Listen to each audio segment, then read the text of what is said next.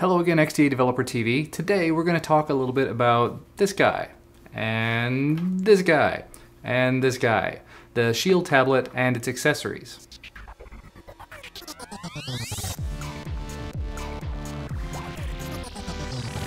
In this video, I'm going to talk a little bit about the ups and downs of the SHIELD Tablet and its accessories. For the full text of the review, you can always head on over to the XDA Developer site, which will be linked to down in the video description. The SHIELD Tablet represents a pretty major step forward from the original SHIELD by offering a much larger screen at 8 inches, a higher screen resolution, 1920 by 1200, and of course that Tegra K1 processor. Pair that up with the fact that with this new form factor, using the controller becomes an option instead of a requirement, and you've got a pretty interesting device. In terms of performance, the SHIELD Tablet does an awesome job, thanks in large part to the Tegra K1. This also brings along with it the option to run full OpenGL, not the mobile version that most other devices support. So over time, more and more games that require full OpenGL should become available for it as they get ported. The problem with all this, though, is just the load time. Games like Half-Life 2, Portal, and Trine 2, which actually was ported over specifically for the SHIELD Tablet, they all work amazingly well, but they take forever and a day to actually load up and run. This tablet continues to support streaming games from your PC, as well as streaming from Nvidia's Grid Cloud, which is still in beta, by the way. The experience with that was just as good for me as it was on the original SHIELD, perhaps made a little bit better by having a larger screen. Another really nice feature of the tablet is the microSD card slot, since you can only buy the tablet with either 16 or 32 gigs of built-in storage. Problem with the card slot is that not all the games work with it. Maybe it was an issue with my device, maybe it was the games I was trying, but I found if I moved games like Half-Life 2 or Assassin's Creed Pirates over to the microSD card, they just refused to work anymore. 16 gigs or 32 gigs is still a usable amount of storage, but that just means you can't go installing a huge amount of very large games, or you might have to just cycle them back and forth between the microSD card if you want to play them. For most games, it's probably going to be okay to play them from the SD card. Personally, I'm not really that huge of a mobile gamer, so I'm probably going to keep most of the games locally on the device and then use microSD storage for things like music and audiobooks and movies. That's the really interesting thing about this device. It's made sort of geared toward gaming, but it works really well at other stuff. The previous SHIELD had awesome speakers, but the screen was really small, and so it wasn't terribly useful as a media console. With the 8-inch, much larger display and front-facing speakers that are even better, the SHIELD Tablet, especially when you pair it with something like the magnetic cover, makes for an awesome little media console. And what's more, the tablet comes with a built-in stylus, an update from the Tegra Notes stylus previously.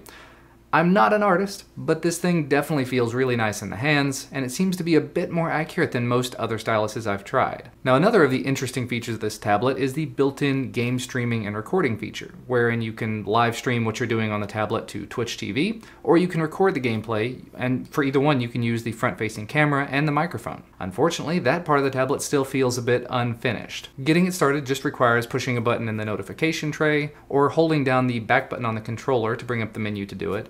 But it just doesn't seem to work with certain games, like Half-Life 2, and when it works, it can be glitchy.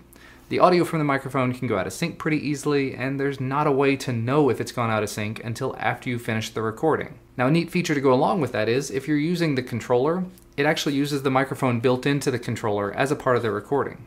The downside to that is, the microphone in the controller is kind of terrible. The one in the tablet sounds pretty nice though, and I wish they provided an option in the settings to always use that microphone, even if you're using the paired controller. Normally I'd play from like 1.5 feet away, and it sounds good from that distance. I worked around this by just picking up a halfway decent headset with a microphone in it. Now, to wrap things up, let's talk about the accessories a little bit more for just a minute. The controller, just like the one built into the original SHIELD, has been excellent for me, very comfortable in the hand, and the battery life seems amazing. When you look at the notification tray on the tablet, you can see where it's paired to a controller, and you can even see the controller's current battery level in there. I've been using it off and on for a few weeks now, and I still haven't had to charge it, still going strong. According to Nvidia, you can even pair up to 4 different SHIELD controllers with one tablet, so games like Trine 2 can really work with 3 players at the same time, if you've got enough controllers. The controller also has a small touchpad on it down here at the bottom, kind of unexpected, with volume control buttons at the bottom, which I keep forgetting these things are there. Still a great option to have. The only minor issue that I've had with the controller is the capacitive buttons for the home, back, and start and shield buttons. Just not a fan.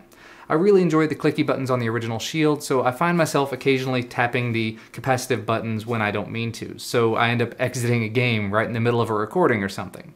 Not a huge deal, but when you pair that up with taking a really long time to load certain larger games, it can be a bit of a bummer. Now, the other accessory that my Shield tablet came with, I consider an absolute must-have. This magnetic screen cover has just been amazing. It fairly easily clips into the side of the Shield tablet, and it holds really firmly in several positions, so you can flip it around behind it and stuff like that, and it just holds it up nicely.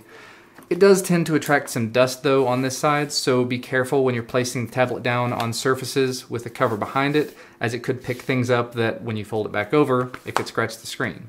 Not a whole lot can really be done about that, realistically speaking, because you gotta just make sure your surfaces are clean, unlike my desk. Now, all in all, I'm a huge fan of the Shield tablet and all of its accessories. The price tag for the whole family here is a bit steep, even more so if you choose to go with a 32 gig LTE model, but if you're looking for an awesome all-around tablet, it's hard to find one that ticks all the boxes like this one does.